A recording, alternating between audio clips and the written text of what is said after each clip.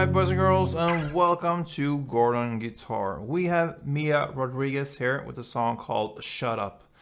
And yeah, this song is very Pink to me. In some way I feel that. And if you watch the music video, perhaps there's the answer. Yeah, maybe. And for all you guys who loves Pink, this one could be something for you. Okay, so let's start right away. No need for any capo. It's 4 chords in the same order through the entire song, and that is great news. So let's start with the first chord, the F sharp minor. Alright, so that is a bar on the 2nd fret, all strings, and the rest will be 4th on A and 4th on D. Next chord will be B. So you stay there with a bar on the 2nd fret, this time from A string and down only, so 5 strings. The rest will be 4th on D, 4th on G, and 4th on B. What I do here, I only bar the 4th fret couple strings down there, because we will not use the last strings down, so I bar from the D string and down, perhaps D and G. So that is how I handle the B. Next chord will be E.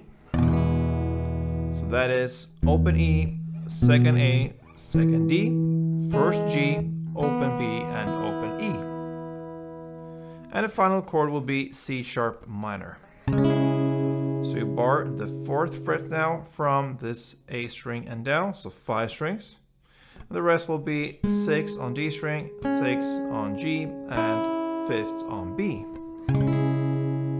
Okay, so there we have the chord progression that goes through the entire song.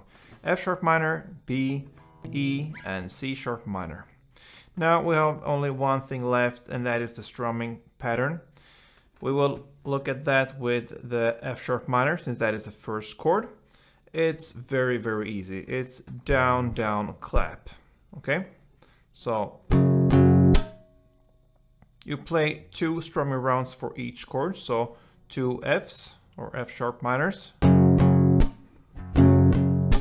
Bs, 2 Es, and 2 C sharp minors, and that will actually be this song here.